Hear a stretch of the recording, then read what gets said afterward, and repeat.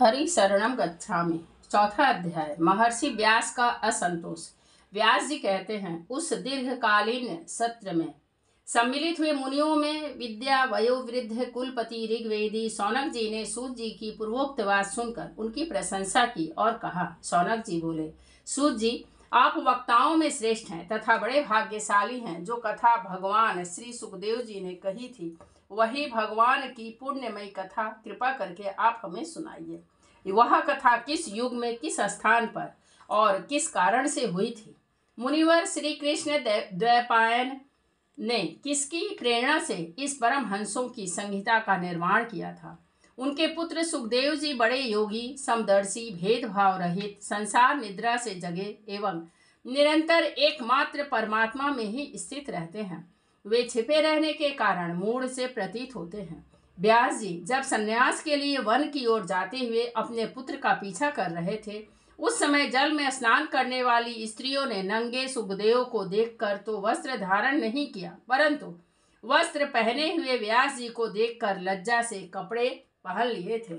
इस आश्चर्य को देखकर जब व्यास जी ने उन स्त्रियों से इसका कारण पूछा, तब उन्होंने उत्तर दिया कि आपकी दृष्टि में तो अभी स्त्री पुरुष का भेद बना हुआ है, परंतु आपके पुत्र की शुद्ध दृष्टि में यह भेद नहीं है। कुरु जांगल देश में पहुंचकर हस्तिनापुर में वे पागल, गूंगे तथा जड़ के समान विचरते होंगे। नगरवासियों ने उन्हें कैसे पहचाना? पांडव नंदन राजर्षि परीक्षित का इन मौनी सुखदेव जी के साथ संवाद कैसे हुआ, जिसमें यह भागवत संगीता कही गई?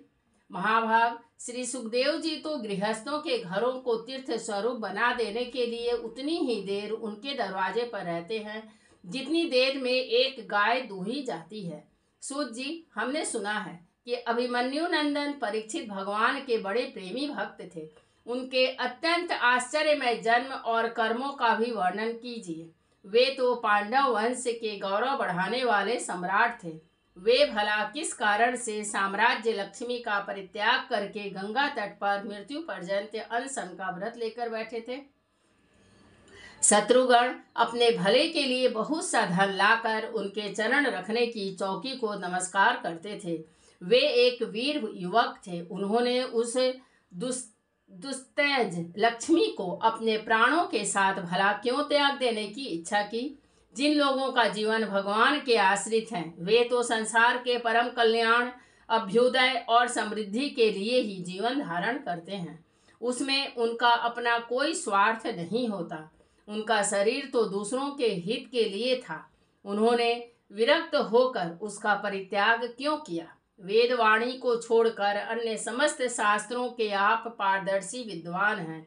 सूत जी, इसलिए इस समय जो कुछ हमने आपसे पूछा है वह सब कृपा करके हमें कहिए।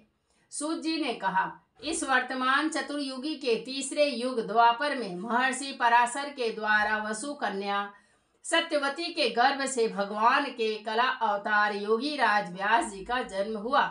एक दिन वे सूर्योदय के समय सरस्वती के पवित्र जल में स्नान आदि करके एकांत पवित्र स्थान पर बैठे हुए थे।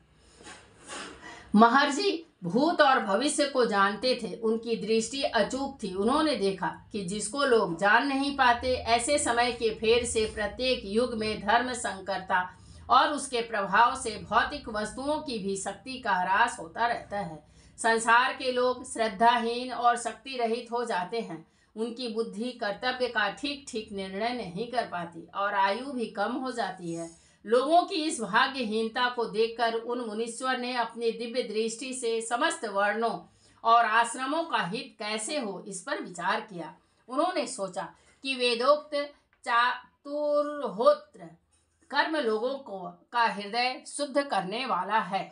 इस दृष्टि से यज्ञों का विस्तार करने के लिए उन्होंने एक ही वेद के 4 विभाग कर दिए।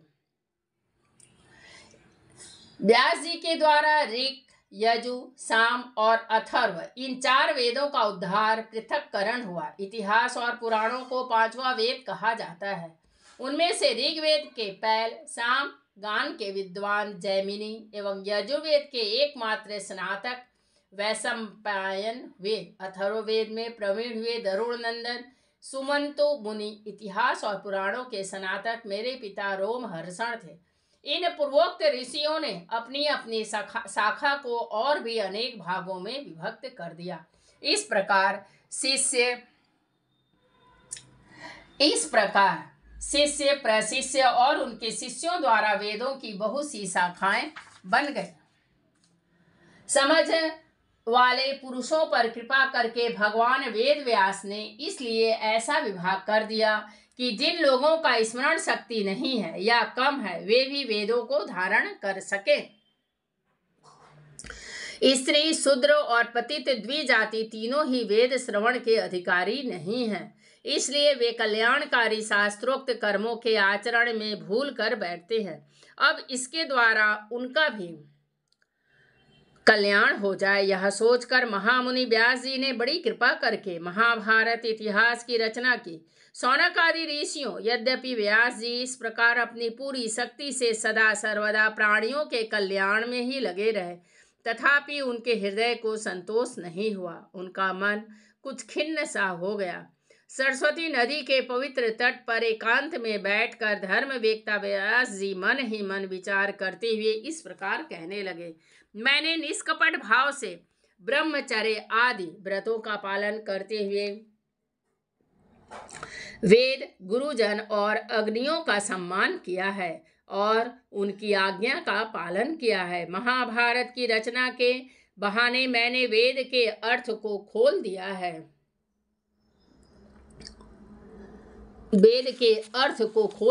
जिससे स्त्री, शूद्र आदि भी अपने अपने धर्म कर्म का ज्ञान प्राप्त कर लेते हैं। यद्यपि मैं ब्रह्म तेज से संपन्न एवं समर्थ हूँ, तथापि मेरा हृदय कुछ अपूर्ण काम सा जान पड़ता है। अवश्य ही अब तक मैंने भगवान को प्राप्त कराने वाले धर्मों का प्रायः निरूपण नहीं किया है। वे ही धर्म परमहंसों को प्रिय हैं और वे ही भगवान को भी प्रिय हैं। हो न हो मेरी अपूर्णता का यही कारण है। श्री कृष्ण द्वैपायन व्यास इस प्रकार अपने को अपूर्ण सा मानकर जब खिन्न हो रहे थे, उसी समय पूर्वोक्त आश्रम पर देवर्षि नारद जी आ पहुंचे। उन्हें आया देख व्यास जी तुरंत खड़े हो गए। उन्होंने देवताओं के द्वारा सम्मानित देवर्षि नारद की विधि पूर्वक पूजा की। चौथा अध्याय समाप्त। हरि शरणम गच्छामि। हरे कृष्ण गोविंद हरे मुरारी, हे नाथ नारायण वासुदेव। नमः शिवाय। ओम नमः शिवाय।